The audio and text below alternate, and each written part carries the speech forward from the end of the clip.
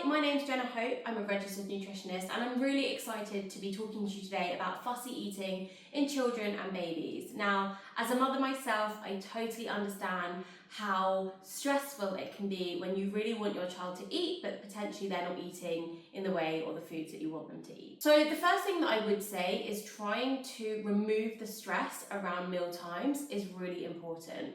So your child will pick up on your stress, and if we can stay calm and collected during that time, they're far less likely to pick up on our stress levels, and therefore they're less likely to get stressed. When they're eating in a more relaxed state, they're much more likely to be open to the foods that we're giving them. Secondly, I think it's important that we are having set meal times and that we're sitting down in a high chair or at a table to eat those foods.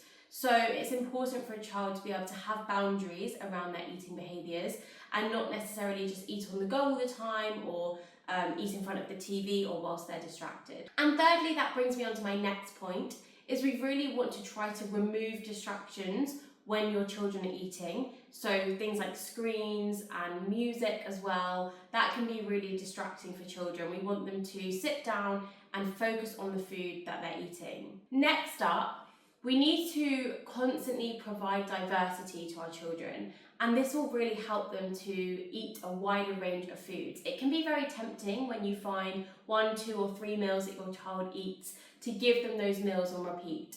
But we know that that can actually increase fussy eating further down the line. So really incorporate more diversity. And if you know that your child likes to eat porridge, for example, then mix that up by adding in different seeds, different fruits, using different milks as a base, stirring through different yogurts and nut butters, and that can help to incorporate diversity whilst the child is enjoying the meal that they love. Similarly, this can be the same for pasta as well, so make sure that you're mixing up sauces, the types of pasta that you're using, so try and use whole wheat, brown rice pasta, red lentil, green pea pasta where you can as well. Next, try to make sure that you're getting your child involved with the food process. So you want to get them to watch you to cook, encourage them to come out with you to the supermarket if you're going out to the supermarkets. I know a lot of people are doing online shopping these days.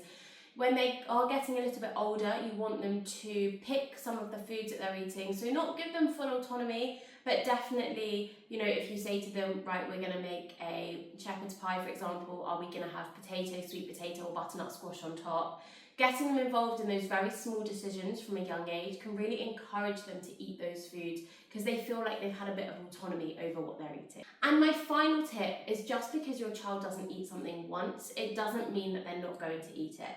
So, for example, if you give your child avocado and they don't take to it the first time, that doesn't mean that they don't like avocado. It just means try it again in a different capacity, with different foods, on a different plate, in a different environment. And the more times that you expose them to a food, the more likely they are to eat it. And just remember that feeding your child doesn't have to be stressful. Really, it's about getting them involved as much as they can, teaching them about their food, and giving them a little bit of autonomy over their appetite as well. So if they don't want to finish the plate, that's absolutely fine. Just being aware of what they're eating over the course of the day, the weeks, the months, the years. That's really what it comes down to. We don't need to look at every single meal under a microscope and worry about exactly what they're eating in each meal. I hope that was really helpful, and I hope that you have fun and enjoy feeding your kids.